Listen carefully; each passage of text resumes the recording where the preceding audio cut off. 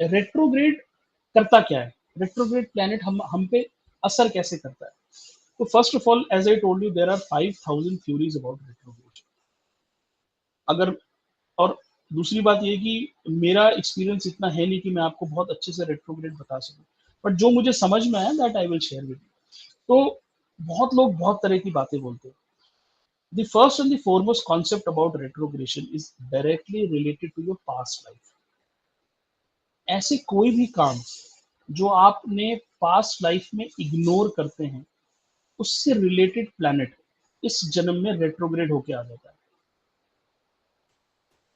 अब retrograde planet क्या करेगा?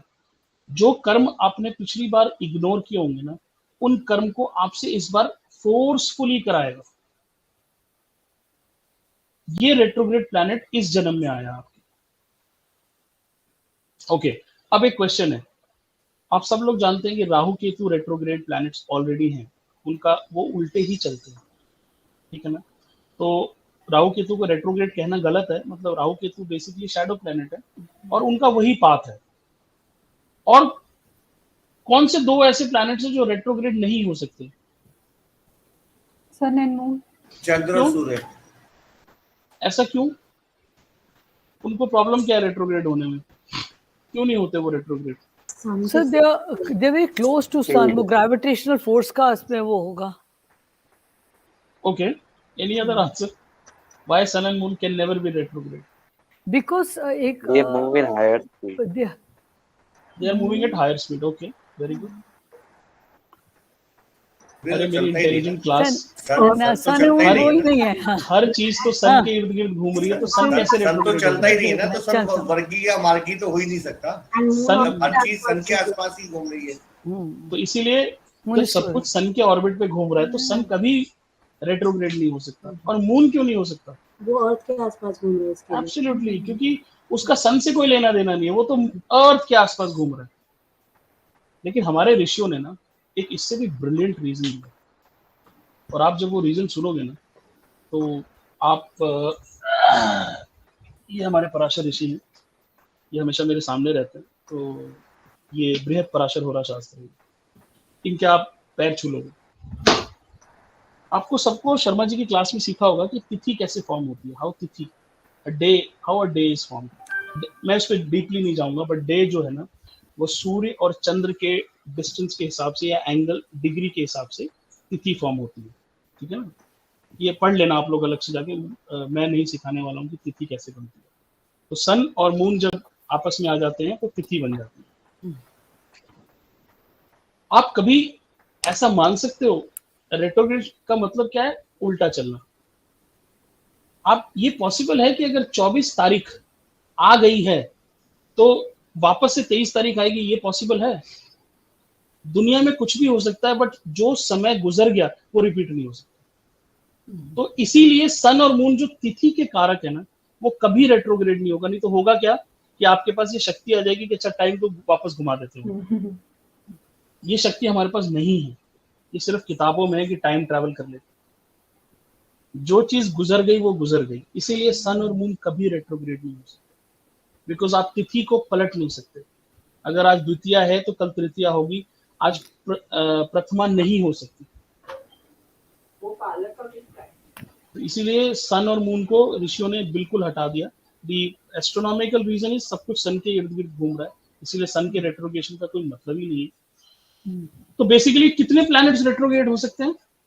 9 में से चार हट गए, 5 प्लैनेट्स बचे। Saturn, mercury, Jupiter, mercury, Venus. और कौन सा है? सैटर्न, जुपिटर, वीनस, मरकरी और मार्स।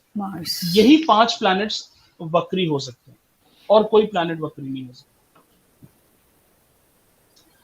आपने सुना है बहुत से लोगों को एक साइकोलॉजिकल प्रॉब्लम होती है, उसको बोलते हैं ऑब्सेसिव कंपल्सिव डिसऑर्डर, OCD। मेरा मतलब उनके बेड पे अगर चद्दर पे हल्की सी वो शिकन है तो वो तुरंत सही करेंगे। उनका पर्दा टेढ़ा है तो उसको सीधा करेंगे, उनकी बुक्स टेढ़ी हैं तो उसको सीधा करेंगे। और ये ओसीडी का ना कोई अंत नहीं होता। ओसीडी अपने हस्बैंड पे भी आ जाता है, ओसीडी अपने बच्चों पे भी आ जाता है। कुछ लोग, जैसे मेरी माँ को बहुत सीवियर ओसीडी है, मेरी माँ हाथ धोने के बाद ना जो टैप होता है ना उसको भी धोती है। तो that is a problem with my mother since I don't know how many years. Retrograde planet आपको ओसीडी देता है। अब आपकी कुंडली में जो भी प्लैनेट रेट्रोग्रेड है नेटल चार्ट में, आपको उससे संबंधित ओसीडी होगा। ये रिसर्च का विषय है, मैं डायरेक्टली बता नहीं सकता हूं। मैं आपको एक एग्जांपल दे सकता हूं। खाली एक चीज, सॉरी, एक चीज, ये कंबस्ट और रेट्रोग्रेड का मतलब अलग अलग होता है। हाँ हाँ बिल्कुल। कंबस्ट मतलब जल जाना। हाँ। सूर्य के बहुत नजदीक आने से मैं कोई बहुत अच्छी चीज बताने वाला था, मेरे दिमाग से निकल गई, सॉरी। पता नहीं। मैं आपको एक बहुत अच्छा एग्जांपल दे रहे थे आप, एग्जांपल दे रहे थे। हाँ, जैसे किसी का सैटर्न रेट्रोग्रेड है, तो सपोज मैं मोटा हूं, ठीक है ना, कोई मुझे देखेगा तो क्या कहेगा, यार इस आदमी का पेट बहुत निकला हुआ है। कोई मुझे देख के कहेगा, यार इसके ना इसके हाथ बहुत बड़े बड़े हैं। जिसका सैटर्न रेट्रोग्रेड होगा ना, वो हमेशा आदमी के पैरों की तरफ देखेगा और वो बोलेगा, यार इसके पैर देख रहे हो कितने खराब है, इसकी पिंडलियां कितनी खराब है। A Saturn retrograde person will always be fascinated by the legs. वो पैरों से बहुत फैसिनेटेड होगा। आप में से कितने लोग हैं जिनको जल्दी से जूते पसंद नहीं आते, जिनको शूज नहीं समझ में आते, या जो बहुत फिनिकी हैं शूज के बारे में। 100 पेयर्स भी होंगे ना आप, लेकिन आप यही बोलोगे, यार ये 2 ही पेयर मेरे को समझ में आते हैं, 98 तो मैंने ऐसे खरीद लिए। जनरली जिनको शूज कंफर्टेबल नहीं होते या शूज के बारे में बहुत फिनिकी होते हैं, उनका सैटर्न रेट्रोग्रेड होता है। ऐसे कितने लोग हैं जिनको जब तक उनका काम पूरा ना हो वो दे कैन नॉट रेस्ट, उनको नींद नहीं आएगी, वो रात भर जगाओ जब तक वो काम नहीं पूरा करेंगे ना। ये भी सैटर्न रेट्रोग्रेड की निशानी है। या तो नेटल चार्ट में रेट्रोग्रेड होगा, या जब जब ट्रांजिट में रेट्रोग्रेड होगा, उन लोग के अंदर ये एक्टिविटी बहुत बढ़ जाती है। सैटर्न रेट्रोग्रेड अगर फीमेल्स है ना, तो सडनली आपको लगेगा कि आप सारी ज्वेलरी छोड़ दोगे, पायल के पीछे पड़ जाओगे। पागलों की तरह आप दुकानों में जा जाके ना नए पायल ढूंढने लग जाओगे। बहुत क्लासिक सैटर्न रेट्रोग्रेड का एग्जांपल है। रात को पैर धो के सोना, पैरों को बार बार धोना। इनफैक्ट मैंने ऐसा सुना है कि जिनका सैटर्न, पुरुषों का सैटर्न रेट्रोग्रेड होता है ना, ऐसे लोग पेडिक्योर भी कराने लग जाते हैं। उनको बॉडी से कोई मतलब नहीं है, पर उनके पैर बहुत सुंदर होने चाहिए। This is what Saturn retrograde is. I am again telling you, these are not actual predictions, ये सब रिसर्च का विषय है। And you can now what you can do is, once you've got this concept in your mind, no, now you can start applying that concept to people's chart जहां पे आपको Saturn retrograde मिले। आप उनको बोलना कि क्या आपको जूतों से कुछ प्रॉब्लम है, आपको जूते फिट नहीं होते, और आप जब आपको Saturn retrograde मिले, आप ऐसा बोलना उनको। Saturn retrograde in 10th house, ऐसा आदमी ऑफिस एनवायरनमेंट में ना, मतलब बहुत अजीब तरीके से बिहेव करता है। कभी तो वो कट थ्रोट कंपटीशन करेगा कि मेरे को ही बॉस बनना है, मुझे ही प्रमोट होना है, और कभी वो सब कुछ छोड़ देगा। आप उसके पास जाओगे ना, यार इस साल प्रमोशन का क्या सीन, अरे होगा होगा, नहीं होगा नहीं होगा। तो जो भी आपके माइंड को ना फिनिकी बना दे, जिटरी बना दे, दैट इज रेट्रोग्रेड प्लैनेट। जैसे जुपिटर है, जुपिटर अगर रेट्रोग्रेड हो जाएगा, आपके नेटल चार्ट में जुपिटर होगा ना, आप देखोगे कि, या मान लो आपके ट्रांजिट में जुपिटर है ना, सडनली ना आप बहुत पुराने मंदिरों में आप पिलग्रिमेज शुरू कर दोगे। आप कोई ऐसा शिवलिंग ढूंढोगे जो 1000 साल पुराना होगा, आप वहां जाने लग जाओगे। हाँ कल्पना जी कुछ कह रही हैं।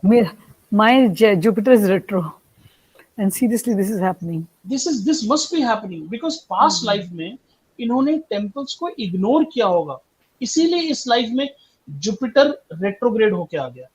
तो जुपिटर अपना काम कराएगा, चाहे कल्पना जी को और 10 बर्थ दिलवाए हो, सडनली कल्पना जी को ना कोई पुराना पंडित याद आता होगा, अरे मेरे बेटे के मुंडन में वो पंडित जी आए थे, वो बड़े शानदार है, ढूंढो उनको कहाँ पे।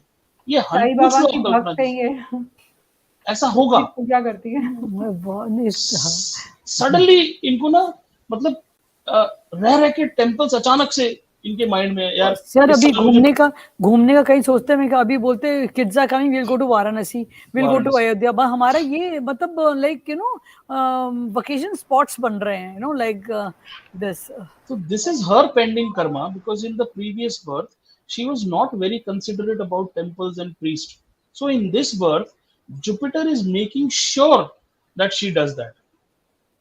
तो अब उनको अगर मुझे सजेस्ट करना होगा तो मैं बोलूंगा कि Kalpana ji, make sure whatever is in your mind you visit all those temples, so that next birth you don't have to go through this karma, and don't humiliate priests. कभी नहीं।